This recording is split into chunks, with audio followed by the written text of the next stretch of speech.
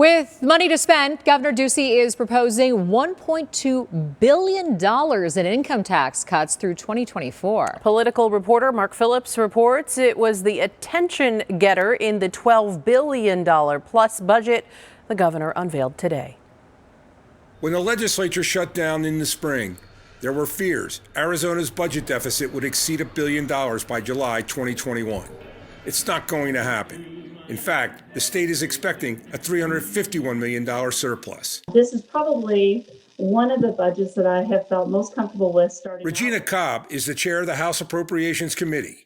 It's the first place the budget will go on its journey through the legislature. We're still going to have a lot of negotiations going forward, but I feel very comfortable where he's starting at. The governor's budget dedicates $6 billion to education, but that's deceptive, because nearly a third of that comes from federal COVID relief funds. Superintendent of Public Instruction, Kathy Hoffman, said with a projected $2 billion surplus, in addition to the nearly $1 billion sitting in the rainy day fund, the governor's budget should provide stability for schools by committing to increased, sustained investments in Arizona's public education system.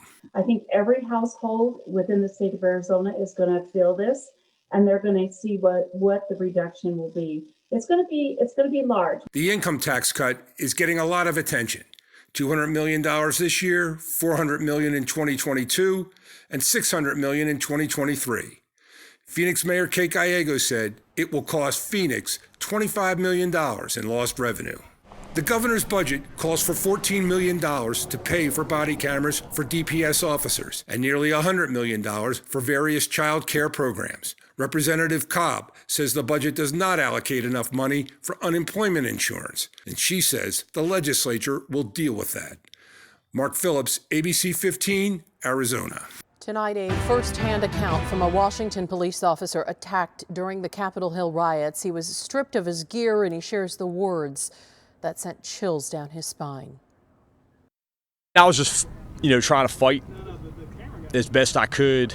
I remember, guys were stripping me of my gear. These are rioters, pulling my badge off my chest.